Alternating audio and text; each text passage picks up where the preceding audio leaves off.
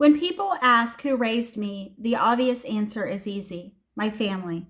But as I've grown older, I've realized that isn't the whole story. The people who shaped me didn't just teach with words, they taught by living. I can still picture my papa sitting at the kitchen table. Breakfast wasn't unusual: scrambled eggs, syrup, coffee.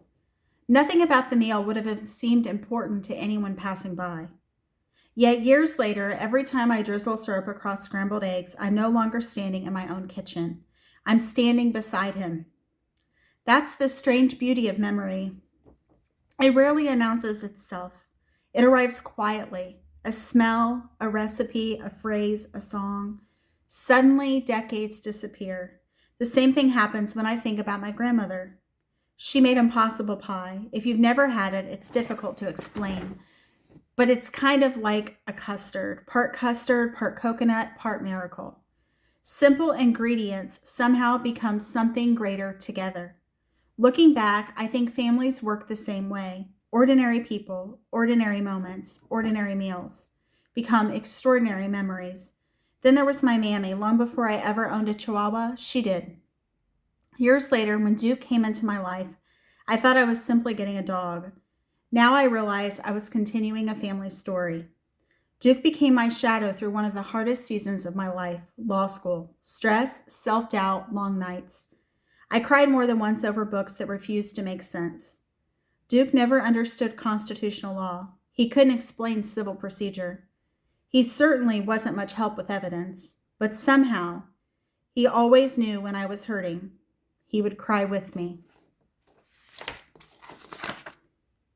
shake beside me, then try to lick away every tear. His breath was absolutely terrible. Chihuahuas are notorious for that. His timing was perfect.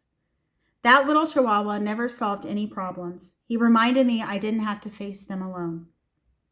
Years later, after Papa passed away, I found myself thinking about legacy. Not the legal kind, the everyday kind.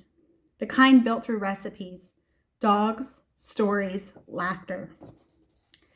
Family traditions, the kind nobody writes into a will, yet somehow become the greatest inheritance of all.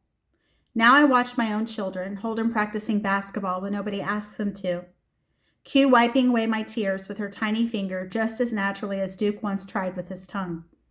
And I realized something beautiful. Legacy doesn't travel in straight lines. It echoes through generations, through kitchens, through family stories, through little girls, through little dogs, through ordinary people who never imagined they'd become someone else's favorite memory.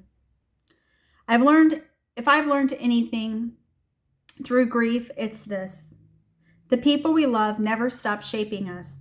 Sometimes they simply begin doing it through memory instead of presence. And perhaps that's one of God's quietest gifts. Love continues even after goodbye. Thank you for tuning in to Recovering Perfectionist Mama, Grace in Progress, and for my very personal story about my family, as I lost both of them in the span of 12 months. So I am gradually going through this, but creating content definitely helps me through this. And I just want to say thank you so much for tuning into this. And I appreciate each and every one of you from the bottom of my heart. And if you got value from this, please feel free to like and subscribe this. I'd greatly appreciate it. And also know that we have a kind, compassionate community where everyone is welcome.